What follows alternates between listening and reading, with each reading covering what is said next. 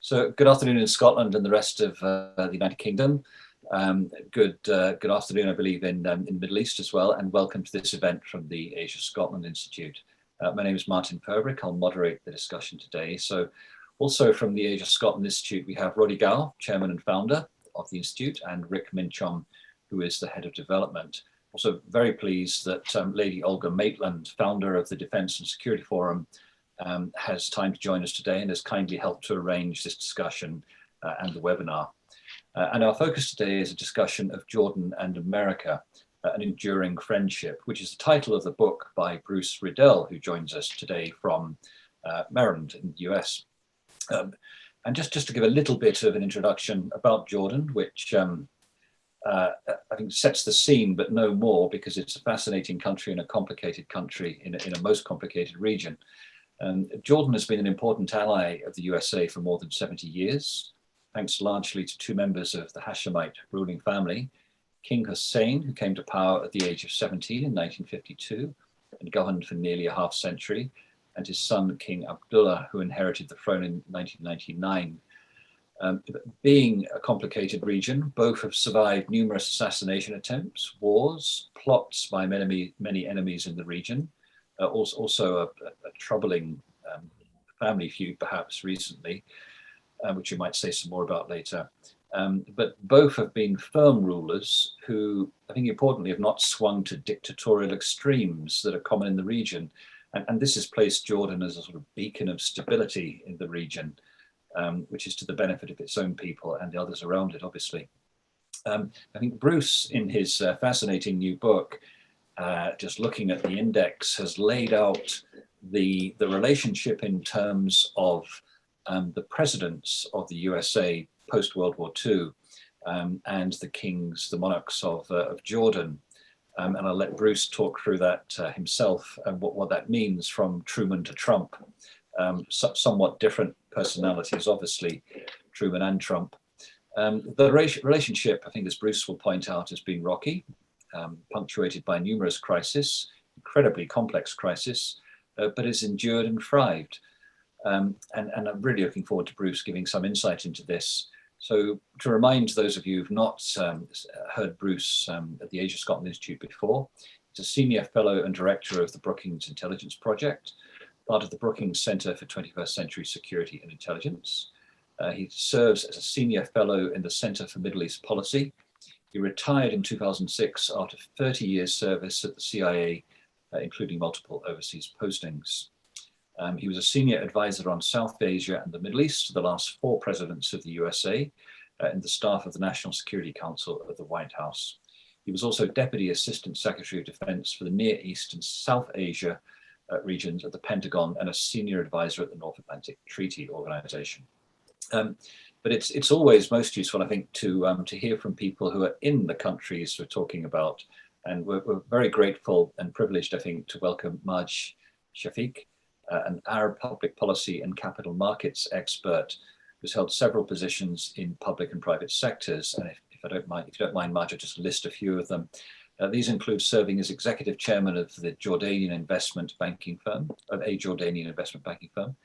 a commissioner at the Jordan Securities Commission, member of the Council of Commissioners for Sukuks, senior advisor to the Dubai Financial Market, senior capital markets consultant to USAID, and most lately, Order International, head of Middle East office and head of direct investments as an investment firm. He's also a board member of the Amman Stock Exchange and chair of the Risk Management Committee. So Majd, we're really grateful for you joining because your insight is from the country, as well as Bruce's long experience working with Jordan. So moving on, Roddy, over to you as chairman. Would you like to kick off with Bruce? Thank you. I would. Thank you, Martin. And Bruce, it's very good of you getting up early in the morning to join us again, to talk about another very exciting work that you have produced, which I think you've got a copy to hand. And I would urge those watching to buy a copy after this talk, which is published by the Brookings Institute.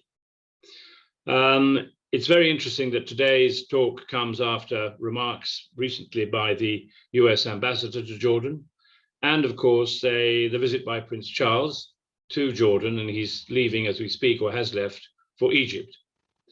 And Bruce, you who really need little introduction, have an enormous fount of knowledge on Jordan.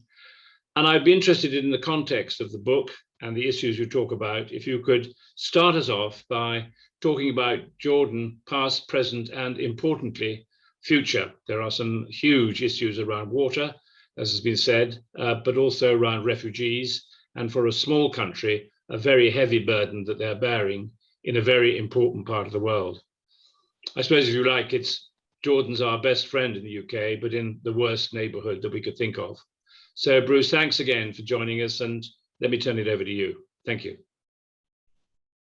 Thank you very much. Good afternoon to Scotland from the United States. This is the book. I urge you to go to Amazon and get a copy.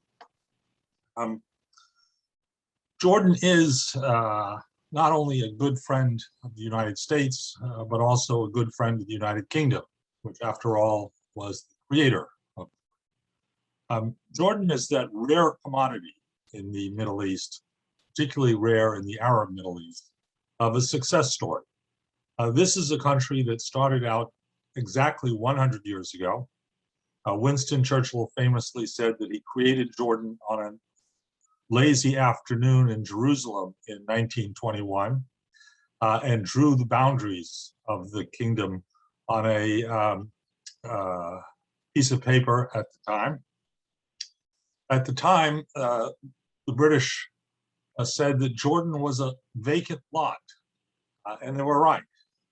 Jordan was a country that had virtually no water, no agriculture, and almost no people. The capital city, Amman, was not an Arab city, it was a Circassian city. Circassians who had fled the Russians from the Ottoman Empire in the Crimea and were resettled in the most god-awful part of the Ottoman Empire.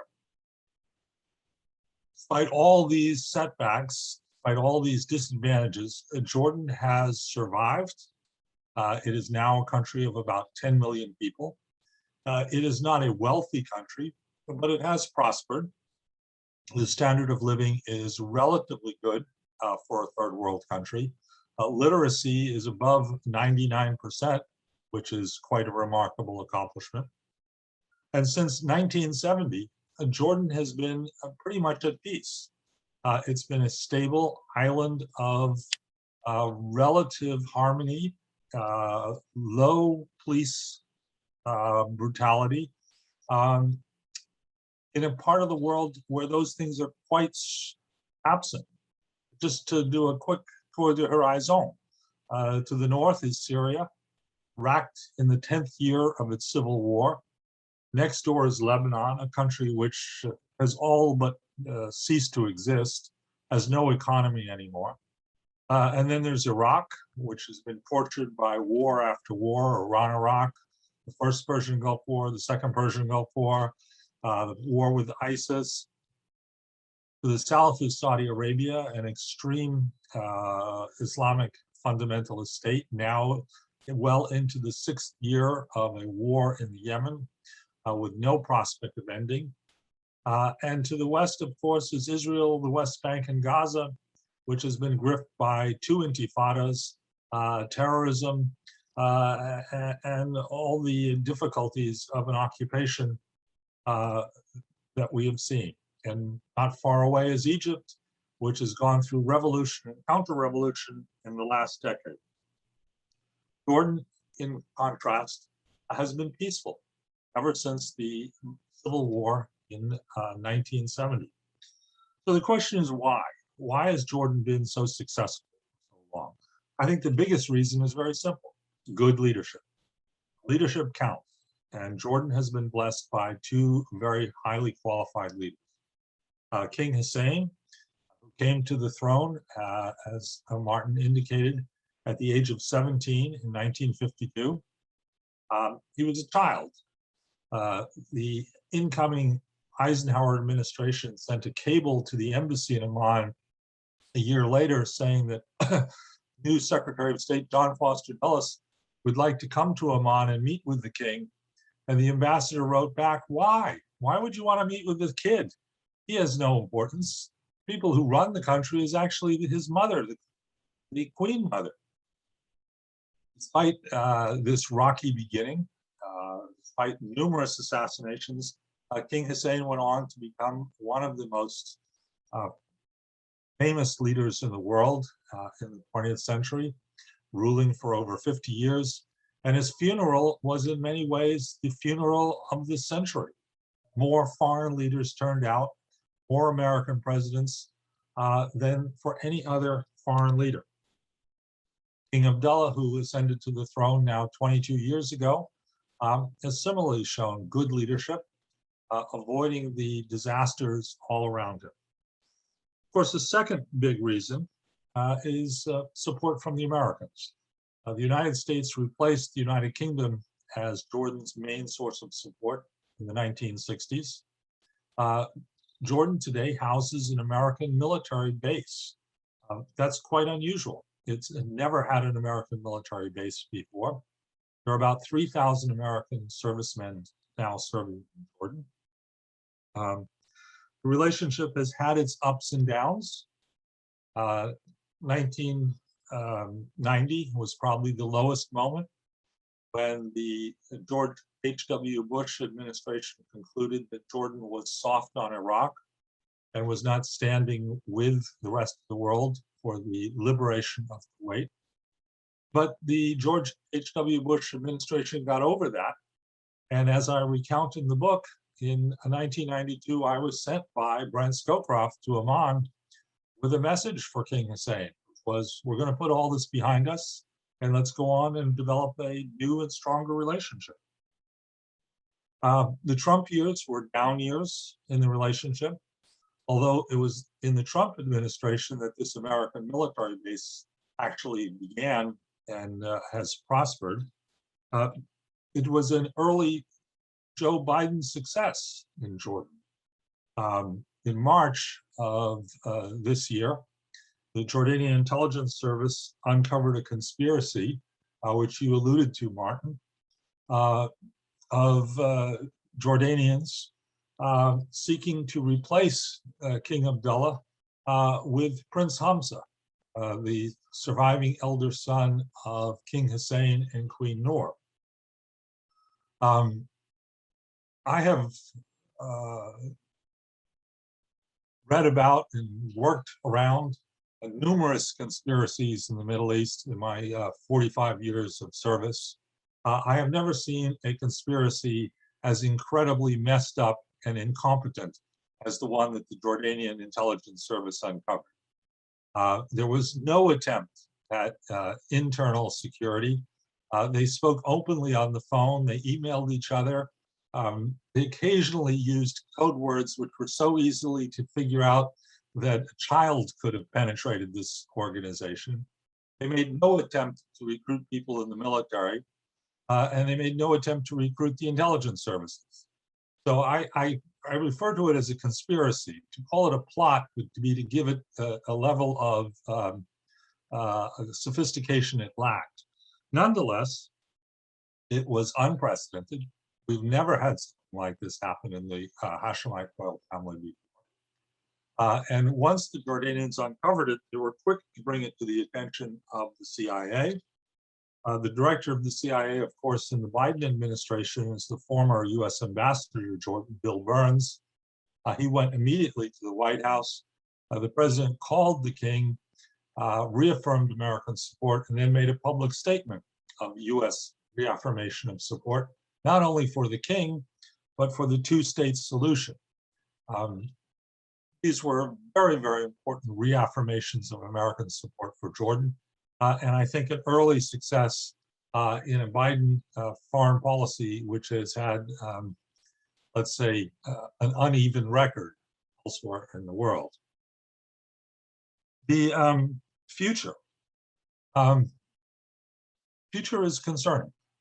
First of all, we've had this unprecedented conspiracy. We've had a split in the royal family. It may be papered over for now, but I doubt that it has really gone away. Secondly, we have a very serious economic situation. Jordan is still a vacant lot. It has no natural resources.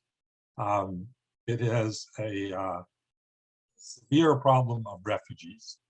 3.6 million people in Jordan are classified as refugees by the Jordanian government. That's the equivalent of 100 million Americans being treated as refugees. Many of them, of course, are Palestinians who have fled from the West Bank or Israel proper over the years. But there's still a sizable number of Iraqis who left in the last decade. And there are hundreds of thousands of Syrians with very little prospect of them going back to home. My expectation is that we will next see a wave of Lebanese refugees heading towards Jordan as they look for someplace to find. The country's main source of foreign exchange has always been tourism. There are no tourists going to Petra these days. There are no cruise ships docking in Aqaba, or at least very, very few of them. And as long as the pandemic reigns, it's unlikely we're going to see that. So Jordan has very, very serious economic problems in the long term. And it is also, of course, one of the most water deprived countries in the world, the second worst in the world. There is a rare piece of good news on the horizon. Just yesterday, Israel, Jordan, and the United Arab Emirates announced a new deal in which Israel will look into the notion of building a desalination facility on its Mediterranean coast to produce water for Jordan. And Jordan in turn will build a huge solar energy facility in order to provide electricity, not only for the desalination facility, but also for use not only in Jordan, but Israel, and quite possibly in Syria in the future. One thing Jordan has in abundance is sunlight. So that is the natural use of its resources. This points to one last thing I would say. We are witnessing something of a détente in Israeli-Jordanian relations. The Israeli-Jordanian peace treaty of 1995 has never been popular in the kingdom. 80% of the Jordanian people oppose it. And this was particularly true in the Bibi Netanyahu years. But the new government of Israel and Jordan have shown an ability in the last few months to make pragmatic arrangements about cooperation in various fields, water being the most notable, as I just underscored, but also other ones that show some promise of loosening tensions in the region and perhaps increasing cooperation on issues like water, electricity, solar energy. Not a breakthrough on the peace process by any means. That's nowhere. But pragmatic improvements to life on the ground. And let me stop there and take your question. Bruce, thank you very much for that fascinating opening. I would say you've been very kind, because the book covers a great deal more than your very concise opening. And just to plug that a bit more, obviously the chapter structure is from Abdullah and Truman, Eisenhower, Hussein, Kennedy, Johnson, et cetera, right through to Trump. So I think there's much more to say from the book. And as you said, I would encourage everyone to read it. And perhaps could we go across now to Majd for a slightly different perspective? And Majd, I know obviously with your huge background in business and economics, I think you may have something to say about why in such challenging circumstances Jordan has prospered and survived, and something more about the outlook for the future. Your views would be appreciated. Thank you. Thank you very much. And I very much look forward to reading Bruce's book. I'm a big fan, and I've been reading his essays on and off as they appeared in the media. Jordan is blessed really by two, I would say, human resources. We've been blessed by our leadership, King Hussein and King Abdullah, and we have been blessed with having a people with a high degree of common sense.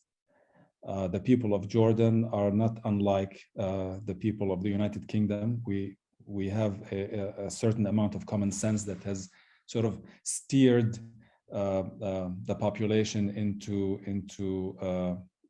the path of learning, of education, the ability of the Jordanian people to work hard and adapt to challenges and meet expectations and work closely with the leadership, I think, is one of the biggest assets of this country that you don't really see much of in the region. But the economy remains a challenge, especially so with the COVID situation. Labor productivity has been in the negative since 2010. Export markets are not easy to access anymore. Consumer spending has been tapped. Capital investments by corporations and capital expenditures by the government are also strained. So you're looking at a GDP picture that is not rosy in the near future, in the midterm, looking forward. And I go back to the interview that His Excellency, the ambassador, the American ambassador, published in today's Al-Ghad, when he spoke about the heavy emphasis that the US is putting on Jordan's economy and the need to generate employment opportunities and the important role that the private sector should play in this regard, the need for public sector reform, the emphasis that the US government is putting on infrastructure investments in the country, particularly related to water. As Bruce said, we are the second poorest country in water in the world these days. And the relationship goes back, as you said, many, many years. I remember a junior staffer at USAID by the name of Thomas Pickering, who pioneered quite a few initiatives on behalf of USAID and the US government in Jordan back in the probably in the 60s. And I think Thomas Pickering, you know him very well and what he came to be. But it is a success story. We're very proud of it. It's true that relationships between nations are built on national interests, but I think in our case with the US, a certain amount of goodwill began to be, and that goodwill between our two countries and our two peoples has grown. And I think if you look at the relationship now, it's an apt description to say it is a friendship, as Bruce refers to it in the title of his book. There's a considerable amount of goodwill between the two countries, the leaderships in both countries and the peoples of both countries. And we do look to the US to continue its support. The US has been generous. We are talking about a $1.5 billion assistance package a year that expires. I think the last round expires next year, and there's talk of renewing it for another 5 years and perhaps even increasing the amount. We do look forward to receiving American investments, companies from the US investing in Jordan in infrastructure and technology. The US has been gracious in guaranteeing some of Jordan's Euro bonds, which enabled us to borrow at considerably reduced interest rates worldwide, selling the bonds, and perhaps that program can also be renewed. It's a close working relationship that goes back many decades, and we very much look forward to seeing it deepen and progress over the coming years and decades. Majd, thank you very much. It's interesting. I think your comments highlight how close the relationship is, obviously not only politically but economically. and how important that is. And I think Bruce mentioned in one of his chapters in the book a quote from, I'm not sure if it was Truman or Eisenhower, Bruce, you're going to have to correct me, that Jordan is a beacon of stability in the Middle East. So obviously, politically and economically, that's important to the USA. Could we hand across to Lady Olga Maitland, Defence Security Forum? Olga, over to you for your points or questions, please. Well, thank you very much indeed. I've had a long-standing interest in Jordan. In fact, for a number of years, I was the chairman of the Anglo-Jordanian Society here in the UK. And so I did get some insights. I was rather interested in the remarks by Bruce talking about the attempted plot. Now, it collapsed, but nonetheless, inside every plot, there's often some groundwork of dissatisfaction, which gave Prince Hamza's supporters the belief that they could try and achieve a coup. Now, I think clearly the Americans took it very seriously, but I wonder if you could expand a bit more about why, rather than just an in-house family row, why it actually took root. The other thing I was very interested in is that the American support is obviously strategic, it's political, and the 1.5 billion support every year is obviously hugely important. Without it, I guess we would have a very different picture. And if you had a country without that support, it could therefore be very vulnerable to Islamic extremism, which is where they feed on dissatisfaction. I wonder whether you might also comment about the degree of support that comes in from Saudi Arabia. I know there used to be a good relationship there, but everything, in a sense, is a cooperation of the willing. But clearly, Jordan does need a huge amount of infrastructure support in dealing with these issues, which Majd set out so clearly. The other thing that interested me was the increasing relationship with Israel today. Are we too hopeful that things could really move on? I guess one of the reasons is that the Israeli government today is a huge coalition with Arab Israelis as being a key part of it. So I rather hope we might see more developments. Whether it's too much to believe that there could be a move on the peace process, I don't know.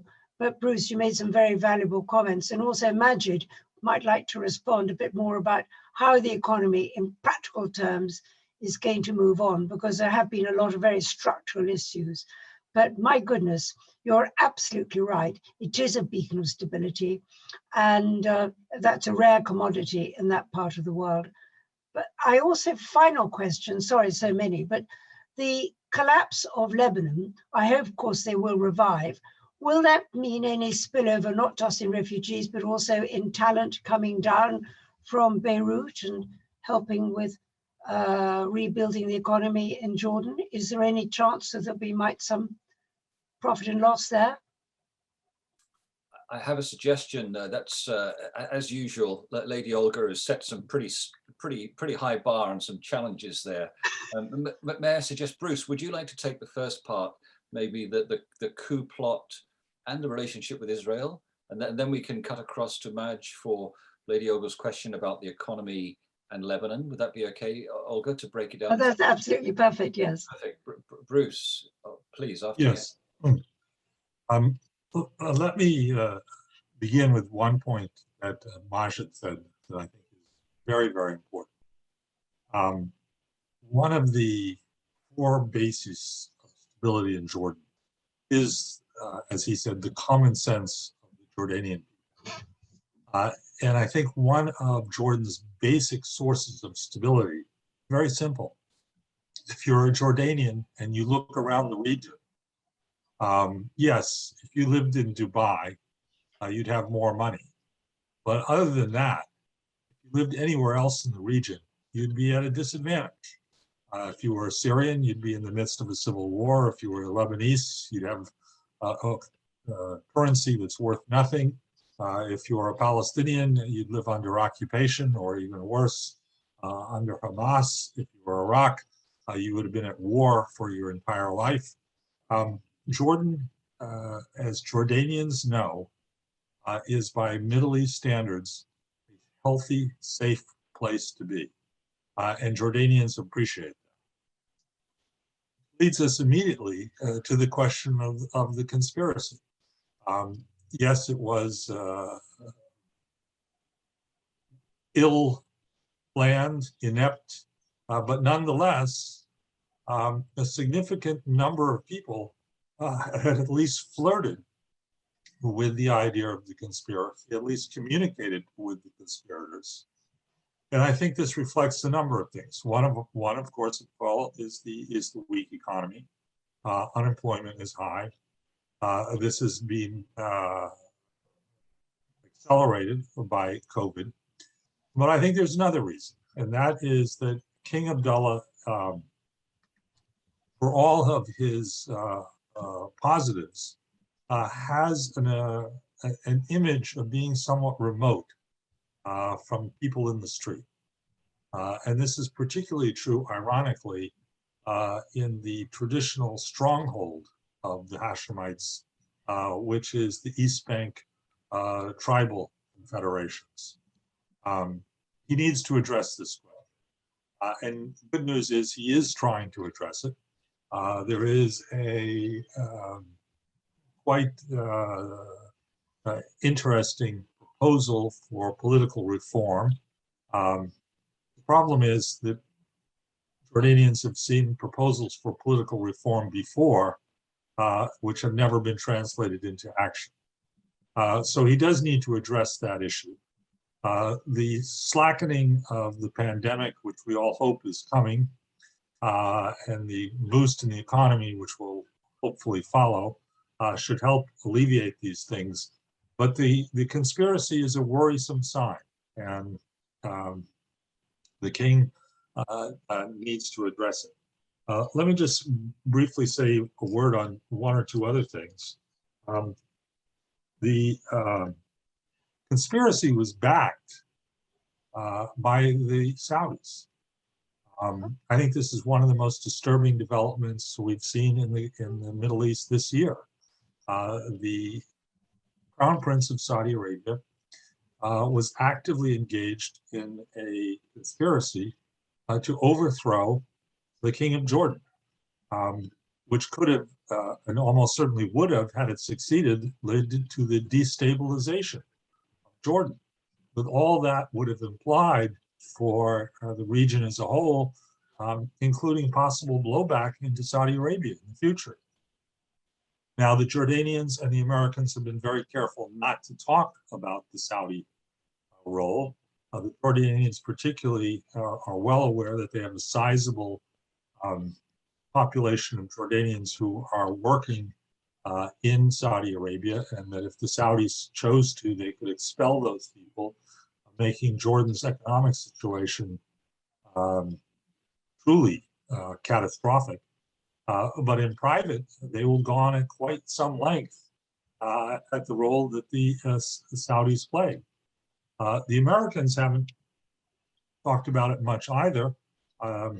We can talk later, if you like, about the Biden approach to Saudi Arabia, but he's been very careful not to say anything negative about Saudi Arabia's role in the region. But I think it's quite disturbing to see the Saudi kingdom trying to destabilize the Hashemite kingdom. I would only say one more thing. The $1.5 billion in assistance that Jordan gets from the United States means that Jordan is now the #2 recipient of American assistance in the world. We all know who #1 is. #1 does not get loans. #1 does not get the normal kind of foreign assistance. It gets outright grants that are delivered on the first day of the fiscal year, so that all the interest accrues for Israel and none for the United States of America. But nonetheless, this is a demonstration of how important Jordan is, that it is now #2 to Israel in terms of foreign assistance from the United States of America. Bruce, thank you very much. Majd, over to you.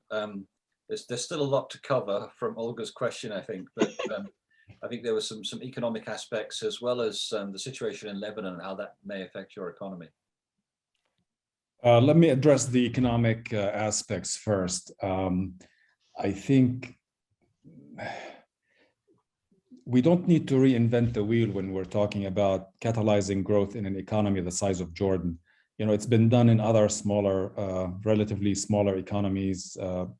You get a strategy consulting firm, you identify 2-3 sectors that your country has a competitive advantage in, you catalyze them properly with the goal of tripling GDP in 10 years, and you know, the economy starts growing. It's been done in Croatia, it's been done in other countries. I think talking about the $1.5 billion US a year coming from the United States, and it should be noted that really for the past few years, this is the only financial assistance of size that has arrived in the country consistently. And many of us in Jordan are grateful and continue to be grateful for the US assistance that has been a great source of support financially and morally to the country during some dark periods over the past few years. But we do need better use of financial assistance. We do need more efficiency in the use of financial assistance and financial resources. We do need more accountability, and we need, you know, to plow the fields and get people to start working and increase exports, increase labor productivity, increase the value added of our products. There's quite a bit of work to be done on our side as well as Jordanians, and hopefully this can be done in partnerships with the United States and the United Kingdom over the coming months and years. Quite a bit of technical assistance can be put to good use. As far as Lebanon is concerned, you know, it's very unfortunate to see a country implode in such a manner. And Lady Olga and I have been talking about this for the past, I don't know, year or a year and a half, since really the troubles started early in that country. I don't see how Jordan can benefit from the situation in Lebanon. We are an open country. Entrepreneurs can come to Jordan and set up companies and work, but I don't think there is a strategic rationale or an economic rationale for some kind of a twinning between the two economies. I really don't know what Lebanon's economy is going to look like in the coming year or two, but I really hope that the political leadership in Lebanon can get its act together, and the country will see brighter days. Olga, would you like to come back in? Well, I don't want to get too embarrassing, but as we know amongst friends, in restructuring and pushing Jordan onto a better footing, Majd, can you tell us something about the determination to deal with corruption, to deal with very heavy bureaucracy? These are things that do hold back countries. If they fine-tuned this and were really robust about it, it would help no end. Sure. I mean, corruption is a major problem in Jordan, as in many frontier and emerging countries and markets. There is a new head of the Anti-Corruption Commission that was literally handpicked by His Majesty almost a year and a half, 2 years ago, and the state has been going after corruption at all levels, high level, mid-level, low-level corruption. So there is a clear tendency and determination to address this issue, and His Majesty has said this more than once in more than one public setting. There's also a strong will at the state level with all its institutions to go after tax evasion.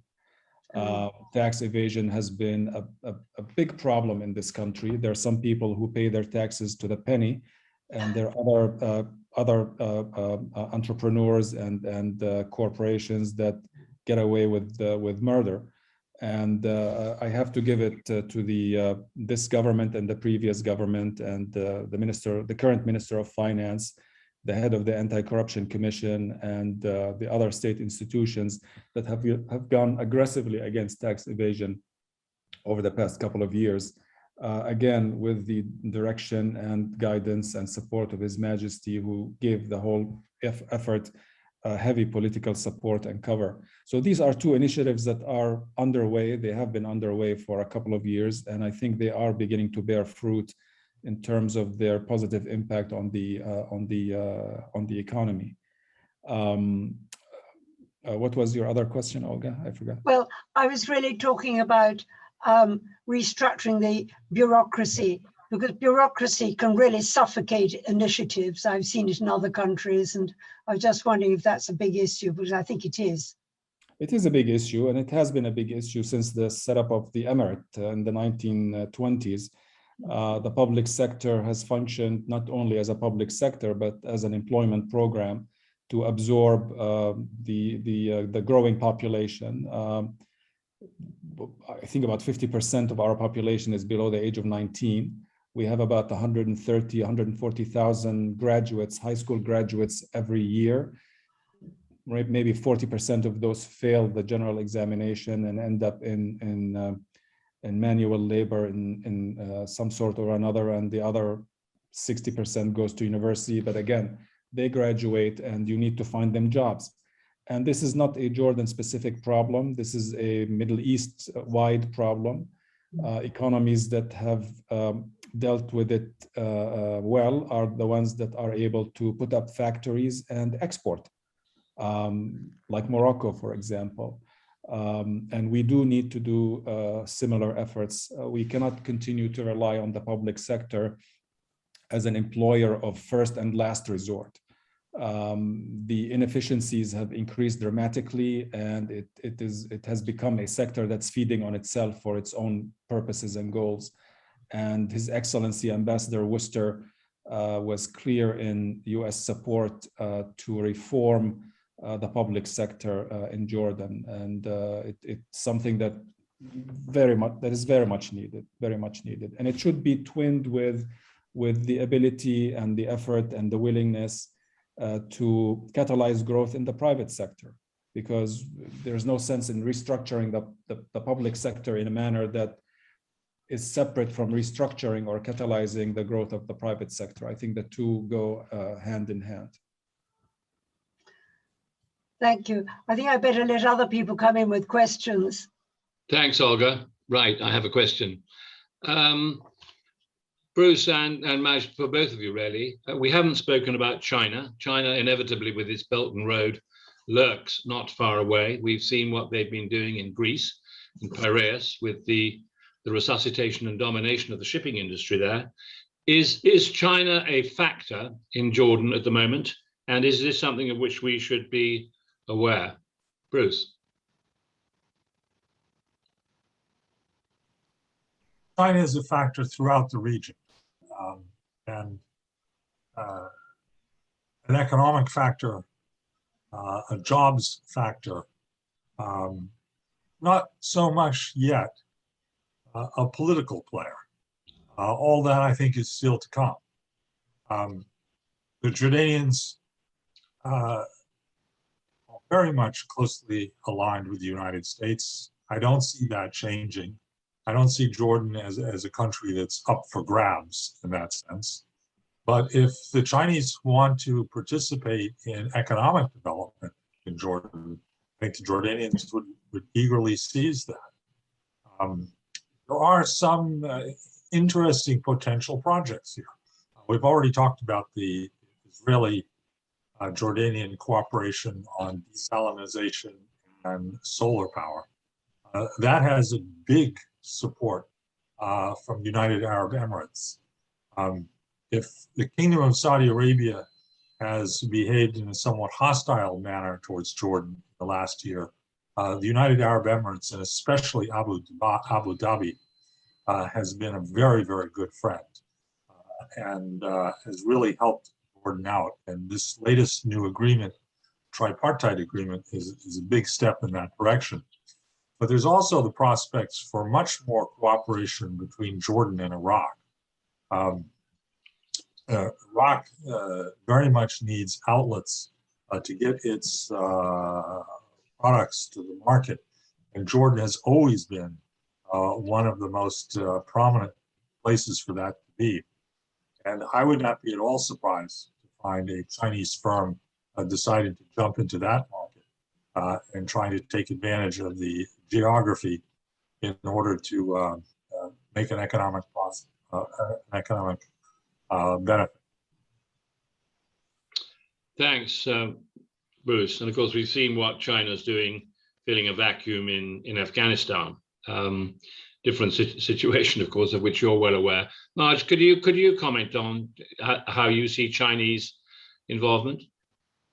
I think Bruce is right. I mean, Jordan for them is not a key country. They're focusing on Pakistan. They have been focusing on Pakistan for a while. They're focusing on Africa. We remain and have been and will continue to be in the American camp. There is a small investment by Chinese companies in a oil shale production facility to produce energy out of shale oil in Jordan. It's currently in arbitration, as I recall, in Paris because of disagreements over pricing in the contract. And I don't see any major investments by Chinese investors in Jordan for now, but Jordan is open to investments by China or any other country, and we welcome cooperation with Chinese firms in any way we can. But I just don't see Jordan being on the priority list of China.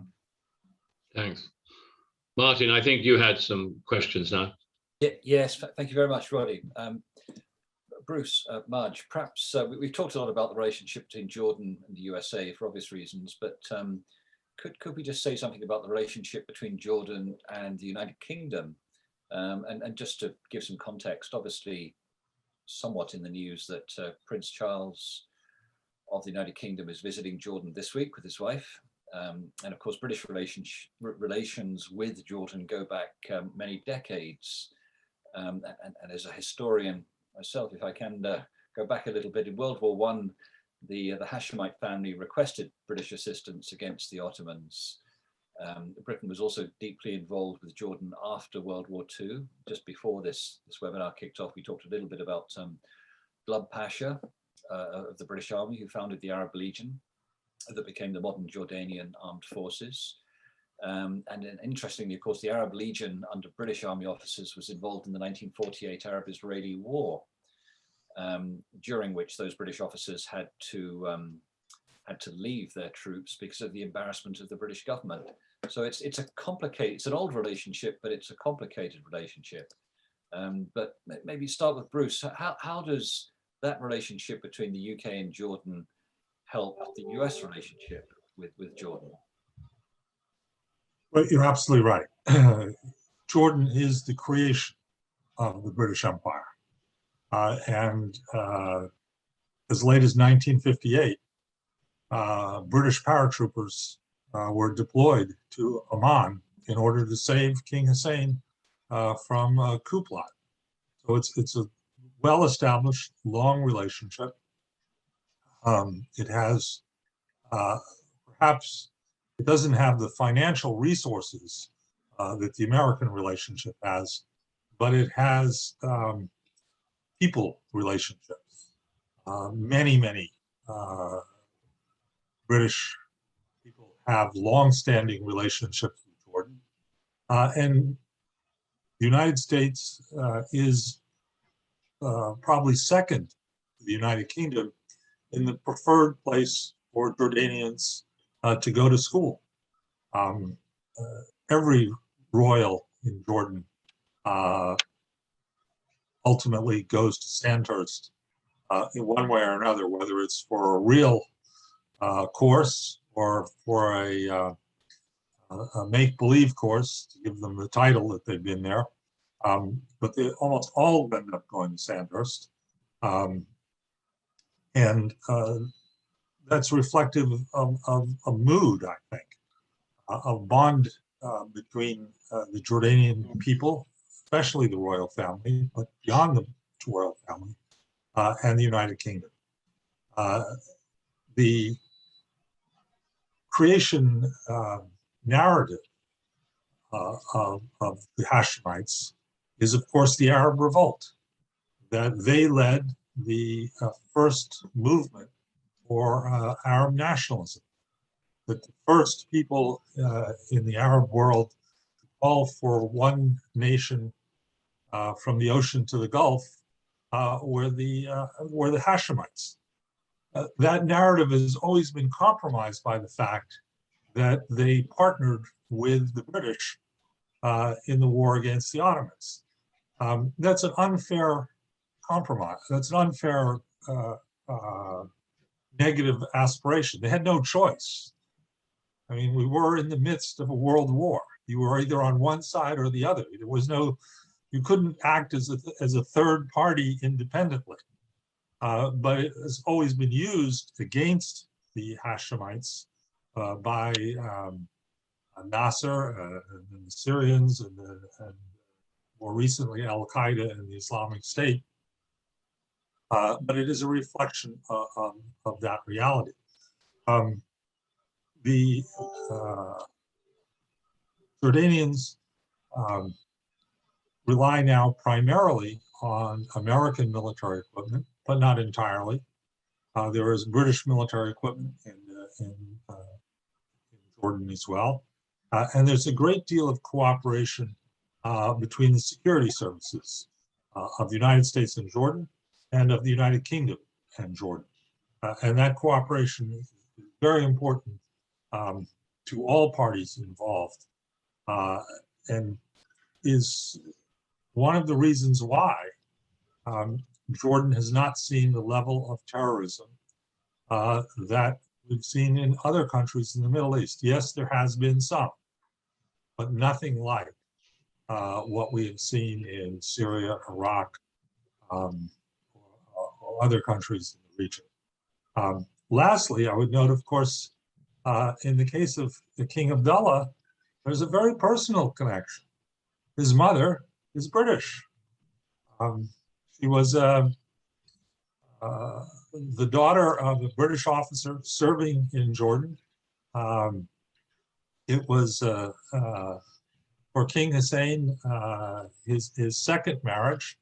The king married, over the objections of his mother, an Egyptian from the Hashemite, the Egyptian wing of the Hashemite family. I've never heard of another member of the so-called Egyptian wing of the Hashemite family, so it must be a very small wing. He was older than him, better educated than him, more of an intellectual than him, and the Queen Mother was right. It was a disaster. And he then looked for another wife, and here came along a fun-loving British girl. I think it's safe to say she was a girl at this stage, who loved to go swimming, loved to ride around on motorcycles, loved all the kinds of things that a very young King Hussein, this is a man in his 20s at this stage, wanted to do. And the product of it is King Abdullah. So there's a very personal relationship between the king and the United Kingdom. And his mother, last I know, lives in Jordan, participates in family events, and is very much part of the royal family, even though she is technically divorced. Bruce, that's a very, very interesting and eloquent piece of history, actually. Fascinating to hear. Thank you very much. But Majd, is there anything else? We clearly have some great bonds of friendship that go back a long way, and family ties, obviously, as Bruce said. What else could the United Kingdom do to benefit Jordan economically? Are there any other ties that you would like to see improved? Yes, I mean, London has always been and will continue to be the hub of Middle East capital markets. No matter what you hear about happening in Dubai, in Abu Dhabi, in Jeddah, in Cairo, but for us in the Middle East, London has always been and will continue to be the hub of Middle East and Arab capital markets. And catalyzing capital market growth is instrumental in catalyzing economic growth in any country, including Jordan. And I think a closer cooperation between the capital market institutions in Amman and the capital markets institutions in London is something of benefit to both countries. It's interesting that we have a fully fledged British bank that is currently owned by a Jordanian bank. Jordan International Bank is a UK licensed and bank that is operating under the relevant regulatory authorities in the UK, and it's currently owned by a Jordanian bank that is listed on the Amman Stock Exchange. It used to be owned by 7 banks, I think, and then it's shrunk into 1 or 2 banks owning it. There have been a few listings of Jordanian public shareholding companies on the London Stock Exchange over the past couple of decades, but I think this is something that should be looked into and expanded, because Jordanian companies do need to raise capital for growth. They need to sort of increase the size of their equity bases, and accessing capital via the different markets on the London Stock Exchange makes a lot of sense, whether it's the standard market or the premium market or the AIM segment. We do have a Jordanian company that is an international success story, Hikma Pharmaceuticals, that's listed on the premium market segment of the LSE. But I think we do need more work in facilitating the listing and capital raising attempts and efforts by Jordanian companies via London, and specifically the London Stock Exchange. An equally positive way to close, I hope. We've talked about an incredibly complex set of geographical and political challenges confronting Jordan throughout its history. But it's nice to close on a positive note, both from Bruce's historical perspective of the ruling family and how critical they are to the country, and from Majd, positive about the economic outlook and the links between the UK. On that note, Roddy, could I hand back to you, please, for closing? Martin, yes, thank you. And my role is obviously to thank everybody who's participated. Olga for bringing Majd to us and making that happen. Bruce, to you and Majd for your extremely interesting contributions. And also, Bruce, to wish you well with your book, which I shall now order. We haven't had a large number of people following this event. I mean, some respectable individuals as participants, not on the panel, but in addition to the panel, because it's a topic that's not particularly well understood. It's not like having an event, for example, on Afghanistan or on China, where we would expect hundreds of people to sign up. But it is a microcosm, I would suggest, for a much bigger series of issues in the Middle East. And the Middle East is an area where it ain't over yet. There are things still to develop, and we need to see how the Biden administration handles that part of the world and how the other participants play as well. But what is undoubted is that for the first hour, we've been led through a simply fascinating analysis by the participants, which those of us who've been lucky enough to hear will, I'm sure, agree with that we are much better informed as a result. So thank you, all of you, for joining us at the Asia Scotland Institute and for your input today. We are very, very grateful. Thanks.